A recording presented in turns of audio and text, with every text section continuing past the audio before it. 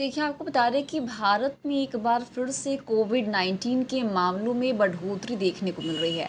हाल ही में corona virus के 2 नए वेरिएंट MB.1, .8.1 और LF.7 की पहचान की गई है।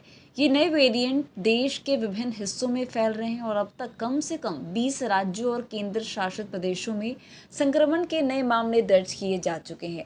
इसके चलते केंद्र सरकार और स्वास्थ्य मंत्रालय ने सभी राज्यों को सतर्क रहने और किसी भी स्थिति से निपटने के लिए अस्पतालों को पूरी तैयारी रखने के निर्देश दिए हैं।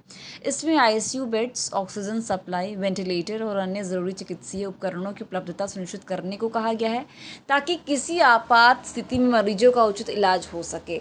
महाराष्ट्र, जो पहले भी कोविड-19 की गंभीर लहरों से जूझ चुका है, एक बार फिर हॉटस्पॉट बनता दिख रहा है।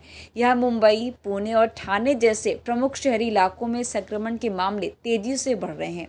महीनों तक स्थिति नियंत्रण में रहने के बाद अब कोरोना वायरस भारत के प्रमुख शहरों में धीरे धीरे वापसी कर रहा है। यह वापसी अचानक हुई है और चिंता का विषय बन गई है। कोविड मामले में तेजी दिल्ली, महाराष्ट्र, केरल, कर्नाटका, तमिलनाडु और आंध्र प्रदेश जैसे राज्यों में देखी गई है। इन राज्यों की सरकारों और प्रशासन ने अस्पतालों और स्वास्थ्य सेवाओं को सतर्क कर दिया है। सभी आवश्यक कदम उठाए जा रहे हैं ताकि संक्रमण को नियंत्रित किया जा सके और इलाज में कोई भी रुकावट न आए।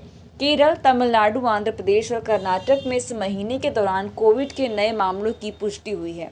इनमें कर्नाटक का बेंगलुरु शहर एक अहम केंद्र बनकर सामने आया है, जहां बड़ी संख्या में नए केस सामने आए हैं।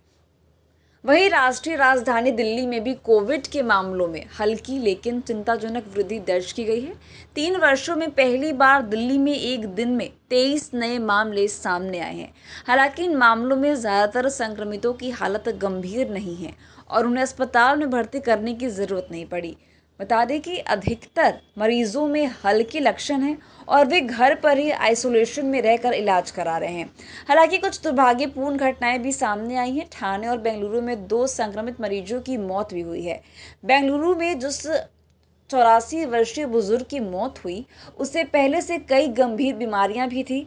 वहीं आपको बताते चले कि कोविड का मामला अभी फिलहाल नया है।